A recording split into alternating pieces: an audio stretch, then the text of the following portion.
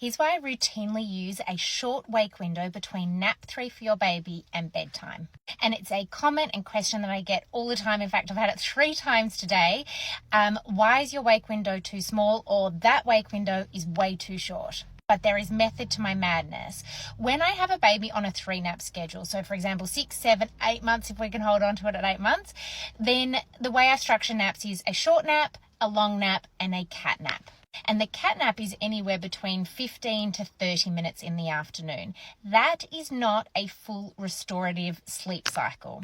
The way I always visualize it, if you followed me along for a while, you'll have heard me talk about this. The way I visualize it is like a rice cooker. When you press the button on the back, it just releases a little bit of steam versus when you take the whole lid off and your glasses fog up and the whole room's filled with steam. The third cat nap of the day is that little release of steam on the rice cooker. We are just taking the edge off the exhaustion and the sleep pressure so that we get to bed in a really well-rested state.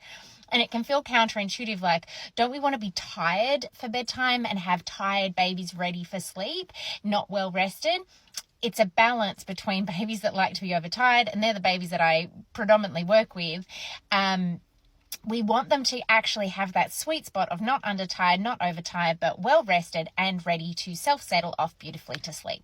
And I find that if we use a 15 to 30 minute wake window, 15 to 30 minute cat nap in the afternoon, we keep bedtime in the 7s, which for me as a parent, I adore my children and I'm ready for bedtime by 7:30. And it means that you do get to roll into bedtime without a hot mess, overtired baby because you've tried to do this really long wake window off a short nap. Now, of course, if you have a third nap and it's really long and restorative, absolutely you would need a longer wake window.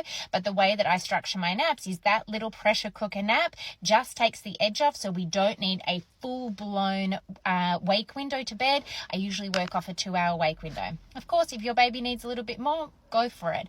But that is where I start.